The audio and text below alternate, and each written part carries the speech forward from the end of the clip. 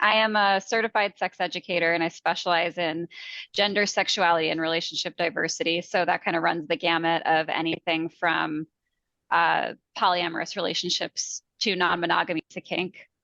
And I'm a psychotherapist in training. So I am going to be a sex therapist come this summer, which is exciting. Congratulations. Thank you.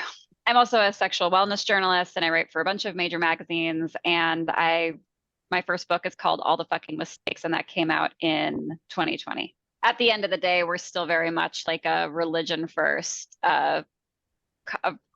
country and culture in general in the entire Western world and a lot of the Eastern world of patriarchal, puritanical roots. And even though there's a lot of cool people in like the sex positive sphere, I think we often think I think we think it's more widespread than we imagine because we're inside of a bubble. And actually, the vast majority of the country and world is still very sex negative and still lives and dies by like religion and by purity culture. And it's unfortunate that in 2022, we live in this state, but it's true. And sex ed has basically been it's always been sort of a shit show, but it really took a turn in the late 90s when Clinton signed a law into, signed a bill into law that basically started the whole abstinence only education system in the US. And like to this day, only 17 states require sex education to be mandatory, and only a handful of them require it to be scientifically accurate. And so when you don't have correct sexual, I know it's like such a mess, but when you don't have good, robust sex education, and nobody talks about it, it the default is shame, and the default is to if you aren't taught about something or somebody's afraid to talk about something, you internalize the message that it's wrong or it's not okay to talk about. And so these messages continue to follow us. It's interesting because with my current project with Live Jasmine, I've interviewed a lot of our actual members.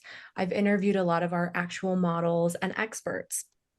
And one thing that comes up a lot, especially with members, but with the models too, is that one of the reasons they love Live Jasmine is because they've been able to learn about themselves sexually. Like they get to explore themselves, and it opens up this whole new world almost where now they feel like they have a more complete understanding of themselves. And I was thinking about that. I'm like, it's true. Like, as it is now, none of us really have that opportunity in our day to day life unless we're seeking it out on something like Live Jasmine. Um, what is the detriment that we're facing if we don't explore ourselves in that way? Because, like you said, we're being raised with an abstinence only education where it's kind of just like, this is only about procreation and here are the facts, but we're not going to talk about pleasure or intimacy or connection. I mean, there's so many detriments. Basically, not exploring your sexuality, not being encouraged to explore your sexuality is being denied a fundamental part of your humanity. Being sexual is as natural to humans as eating or sleeping, and not being able to explore that part of yourself is literally denying yourself a part of your identity. And that's really, really not great. And we have this very strange, paradoxical view of sex where you're not supposed to talk about it. No one is supposed to tell you how to do it. No one is supposed to give you good information. But then when you start having sex, you're just supposed to know how to do it.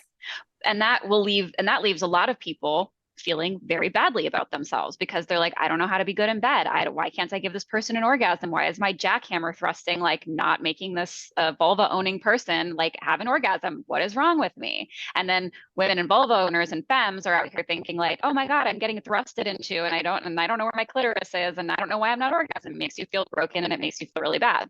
So there's so much shame, there's so much internalized feeling of being broken, and that leads to trauma. It leads to so many of the sexual health problems that I see in my clinic, from vulvodynia, which is pain of the vulva, and vaginismus, which is like involuntary contraction of the pelvic floor, which can make penetration impossible. A lot of these issues come from psychological damage where it's part of a pain cycle where you're afraid sex will hurt, you're afraid sex won't be good, and so your body tenses up, which reinforces the message that it will hurt because it does. And then it's very hard to get out of the cycle, and then people don't even know they're in the cycle because no one has given them proper sex education. And so it's like you're literally damaging adults and causing trauma in people's lives by not giving them proper education. It's absolutely ludicrous to me. I mean, you touched on something that I think it's very rare that I've ever heard it, which is that a lot of times our sexual issues are actually psychological more than they are physiological, like actually physical. And you're right. If we knew more, if we felt more comfortable, or because I think we're also so communal that we like to share things and go to each other about things. But then when we have certain topics that we're just not allowed to, it does create trauma, like you said. That makes a lot of sense. I'm wondering from your perspective, where does sex tech fit into this, or sites like Live Jasmine or camming? Where does all this fit into this kind of weird place that we're in with our sexuality and our culture?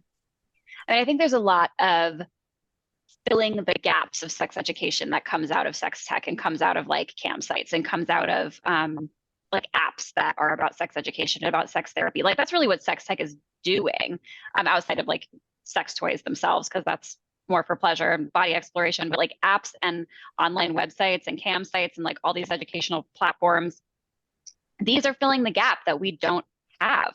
Like there isn't comprehensive sex education. People don't know where to go to find themselves. And so industry comes in and tries to fill those gaps. And so I think there are a lot of positives to that, because like a lot of sex toy companies are making like amazing gender neutral sex toys that are really high quality that people can explore with. We have a lot of really high quality apps and websites where people are actually giving good sex education, but they're not really that widely disseminated into the general population. So it's filling a gap. It's definitely doing a service, and it's very, very needed, but it needs to be even more widespread than it is. And hopefully in the future it will be. I mean, I think the pandemic was obviously very unfortunate, and we didn't get to have any social interaction with people. But people found ways. Like a lot of sex toy companies saw their sales go up by like 300% because it was an opportunity for people to really get curious, and there was a lot more digisexuality happening, like digital online sexuality, and people had to get really creative. A lot of it was because we were bored, and a lot of it was because we were really starved for connection with other people. So there was a huge uptick in video sex and long distance sex toys and just general online relationships. Yeah, big time with camming, of course. OnlyFans obviously was huge. And yeah, all these like online platforms really exploded because people were still horny. Just because we were in a pandemic didn't change that. So I think we had to get really creative. So in a way, it was obviously the pandemic was horrible, but for sexuality, it was actually quite an interesting time to see the way that people got really, there's a lot of like diversifying for people's sexuality in this time. There was a huge uptick in camming. I mean, we definitely have the numbers that clearly show that during the pandemic, because people were lonely and they needed to get creative in order to still fulfill whatever their needs were. From your expert opinion, why do you think members, using Live Jasmine as the example of the cam site, what do you think is potentially the predominant reason that members are coming back? So let's say they have an experience, but then they keep returning and returning, and usually to the same model. Why do you think that is? It's because we form parasocial relationships with the people who we become involved with on camming. A parasocial relationship is a relationship that's with somebody with a degree of separation. So you feel like you know that person. And honestly, like sex workers and cam models and people who create content like that work really, really hard at their craft. You can't be good at camming and you can't be good at creating content without really developing your brand and really, really leaning into like the personal aspects of the character you're playing, or however you're playing it. And you have to invest in creating relationships with your customers. And so it brings people back over and over again. It's not just about like having one off the wrist for 5 seconds. It's about creating a relationship with the person who you are engaging with. You said parasocial relationships. I actually have not heard that term before. So that's a type of relationship where you said there's a degree of separation. It's kind of like when you have a good example is like if you have a celebrity who you're really, really interested in, who does not have a relationship with you, but you have a relationship with them. That would be an example of a parasocial relationship. There is less of a separation with a CAM model and their customers because there's more one-on-one interaction, but you're not in a relationship with them. They're not a person who's part of your like social group. There's like, they are a professional with whom you're engaging, but it does feel like there is a relationship there. But parasocial often means like the person who the customer would be having a more degree of intimacy with the CAM model than vice versa. Do you think that this degree of separation causes the member to maybe feel safer in opening up in a certain way because this person is not really part of their day-to-day reality? Yeah, I definitely think that's a factor. I mean, any CAM model or sex worker or content creator on any of these platforms will tell you that they're basically a therapist because of how much they have to talk through with clients and customers about their issues. Sometimes these people just want someone to talk to. So I do think that there is also there is a huge degree of separation. You can share so much more of yourself because there are no social repercussions. It's so interesting. This really, our big issue comes back to not wanting to feel separated from the group. Like, it's not worth it for us to have social ramifications for different things about ourselves. So we either hide it or we give that information to someone who we feel safe that they won't create a consequence for us or in whatever way. Yeah, I mean, we live in a society that demonizes sex, and it demonizes pretty much especially male people showing any kind of emotion or weakness. And so that's a really good avenue to be able to pursue some of those emotional vulnerabilities that you probably wouldn't otherwise because it's not socially acceptable. Do you feel like these men that are on like Live Jasmine feel more comfortable sharing things with the model like they might a therapist, but because that's stigmatized for them, they feel like it's more acceptable maybe for them to talk to the model? Yeah, I mean, I think it's more like they get kind of a guise of being like, oh, look, I'm on a CAM site, and that's like a masculine thing for me to be doing. Right. So like in the same way of watching porn, it's like, oh, because like that's what guys do, which is a very damaging thing. But that's one of the reasons that CAM models end up being like de facto therapists, because men won't go to therapy. Mm-hmm. So it's like, okay, well, someone I guess has to do it. And they do. That's something that pretty much every single model that I've interviewed and talked to has said, is that they, listen a lot to people's problems. They just listen. You're not really paying for the sexual content. You are paying for that relationship and for that person's time specifically. And that's really the appeal. It's like it really does make you feel seen. And especially for people who may not have as much fulfillment in social situations or in their social life, not necessarily true, but in some instances, that's a really good way to build a relationship. Absolutely. What role do you see social media playing in our sexual development and our human relationships, just connection in general? I mean, I think social media used to be hugely phenomenal for like the sex education space and for sex positivity and neutrality. And now, because I'm pretty convinced that because nobody wants to have sex with Mark Zuckerberg, he's making sure that he fucks all of us. Like, it's just like, it's so, and it's terrible because it's like the messages we're reinforcing, even me or any like sex positive educator, it's like I have to write the word smegs instead of sex. And like that just reinforces the same message that I'm trying not to enforce, which is that sex is shameful, so I can't even say the word. I got kicked off of TikTok for saying the word masturbation. No, you didn't. Are you serious? They were like, yeah, we're gonna like delete your account. And I was like, I even bleeped the word in the text, and they were like, yeah, this is like inappropriate. I was like, what? I've seen much more inappropriate things on TikTok. That is fascinating. Yeah, they really come for you hard. Yeah. And I'm so shadow banned on Instagram. It's like, I'm at this point, I'm so used to it that I'm like, oh, well. But it's a real shame because all this information and all these amazing educators are not able to get their message out. And it's just sort of watching this backslide into just general white supremacy and puritanical nonsense. Yeah, that really is unfortunate. And it doesn't make any logical sense that it's almost like only certain types of sexuality are allowed on these platforms. Like, we could get an Instagram model like pouring oil all over herself, but as long as her nipples are covered, like Instagram will leave it up and that's okay. But if we have an actual sex educator talking about pleasure or how to have a healthy sexual relationship with yourself or whatever, then that's not okay. You can't talk about like the facts or that just doesn't make sense. It has to be super sexy, but it can't be sexual. That's like, but it's like, just makes no sense. And that keeps people confused, like when it's just super, like you said, sexy, but we can't understand the sexuality or the facts behind that so you can get to know yourself. Why do you like that? Or why don't you like that? Or, that type of thing. Yeah, it keeps people in the dark about themselves. Very much so.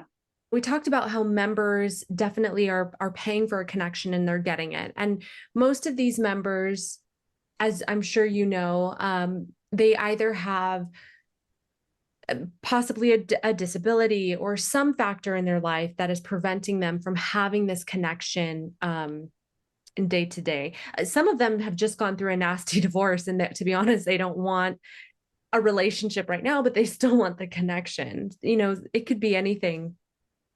So we know it's providing benefit there. We know the models are profiting very well financially, and a lot of times they're also getting fed connection. But what are some of the problems that you see in camming? Or do you see any problems? I mean, I don't know that I see problems necessarily. I think it's a mutually beneficial relationship that is taking place between consenting adults. So I don't see like why that should be a problem or why other people. I think we're very quick to think that an online relationship, especially one that where a transaction is involved, is like seen as less than, or it's seen as something that's like not as acceptable as a standard relationship with a someone but like, who says it can't be? That doesn't seem very fair. And it's like, if you're an adult person and you want to have a relationship with a cam model, that's your business. It's just like, enough with the shame. It's like, do you like stop judging other people? It's like the sexual choices and relational choices of other people are not your business. Yeah. Yeah. I think that's an important stance and message to take, is that we're all having our own private lives and we don't need to shame each other for theirs if we so happen to find out about it. Yeah. I mean, it's like with all good things, it's like moderation. Like if you're not going to work and you're not seeing any of your friends and you're not seeing your family because you're too busy being on the campsite, like, yeah, maybe reevaluate your behavior, but it's not really about the relationship. That's more like, that's not really, the camming isn't the issue. It's like you are trying to self-soothe because there's a problem somewhere else. There's some other stressor that's happening and this is relieving it for you. Yes. So, yeah, that's my feeling about it. Actually, I think it was the Kinsey Institute who said they have some research that shows, because we are so deeply entrenched in this digital age, people that only have face-to-face interaction and no like online relationships felt less fulfilled. That now in this age, it's not one is better than the other. We actually are wanting both and needing both to feel fulfilled, because so much of our lives are digital, all of us. I mean, if you're participating more or less in society, you have some form of a digital footprint.